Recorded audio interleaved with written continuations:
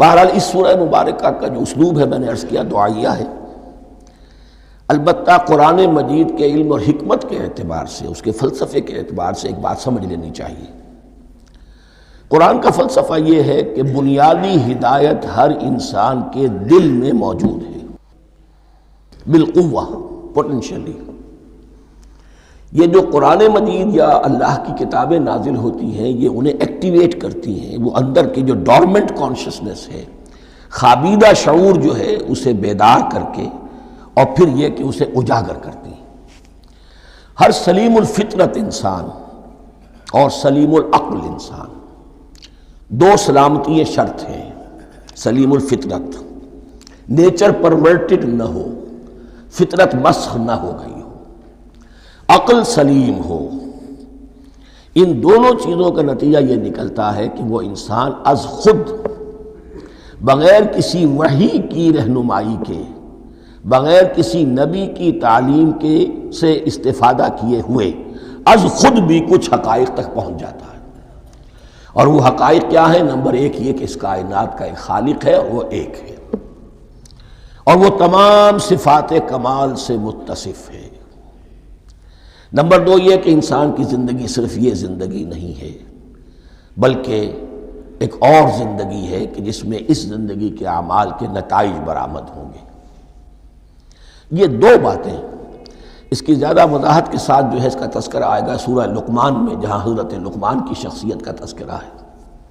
لیکن یہاں صرف یہ بات سمجھ لیجئے کہ قرآن کا فلسفہ یہ ہے کہ ہر انسان میں، ہر فرد نوع بشر میں جو اپنی ولادت کے وقت مسلم ہوتا ہے، حضور کی حدیث ہے کل مولود یولد علی الفطرہ ابواہ یحودانہ او ینصرانہ او یمجسانہ، ہر بچہ نوع انسانی کا فطرت اسلام پر پیدا ہوتا ہے، وہ فطرت کے اندر وہ ہدایت ودیت ہے۔ اب اگر وہ فطرت بس نہیں ہوئی اور عقل جو ہے وہ صحیح رخ پر کام کر رہی ہے تو ان دو حقائق تک وہ انسان خود پہنچ جائے گا۔ لیکن ان دونوں حقائق تک پہنچنے کے بعد اب وہ دست بستہ دعا کرے گا کہ اے رب اب مزید ہدایت تو مجھے عطا فرما۔ ایک تو یہ کہ میں کیا کروں کیا نہ کروں، میری عقل اس میں ٹھوکر کھا سکتی ہے، میں کسی اچھی چیز کو بری سمجھ سکتا ہوں، کسی بری کو اچھی سمجھ سکتا ہوں، تو مجھے صحیح راستہ، صحیح راہ ہدایت پر چلا۔ یہ دعا ہے جو انسان کرتا ہے جبکہ وہ ایمان باللہ اور ایمان بالآخرہ تک خود پہنچ چکا ہوتا ہے، اور یہ سمجھتا ہے کہ صحیح زندگی کا رخ یہی ہے کہ جس رب کو میں نے پہچانا ہے کہ وہ اس کائنات کا خالق ہے اور مالک ہے اور رب ہے، میں اس کی بندگی کروں، اس کی اطاعت کروں، اس کا حکم مانوں، اس کے راستے پر چلوں۔ لیکن وہ راستہ کون سا ہے؟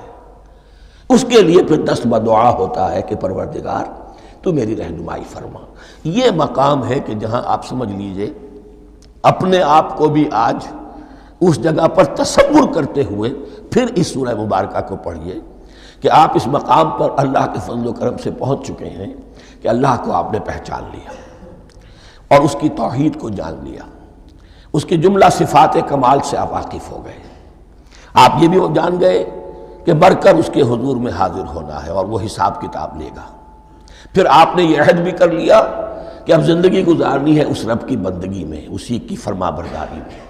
اب یہاں کھڑے ہو کر آپ پوچھتے ہیں کہ اللہ مجھے وہ تفصیلی ہدایت عطا فرما، ایسا نہ ہو کہ کبھی میں کسی راستے پر چلتا ہوا کسی پگڈنڈی پر مڑ جاؤں اور وہ تھوڑی سی جو ڈیوییشن ہو میرے راستے کی وہ میری عاقبت کو برباد کر دے۔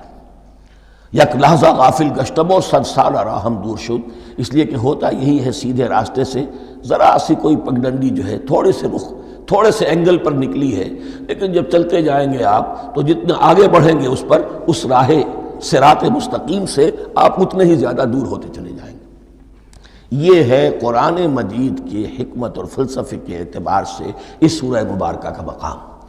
اب آئیے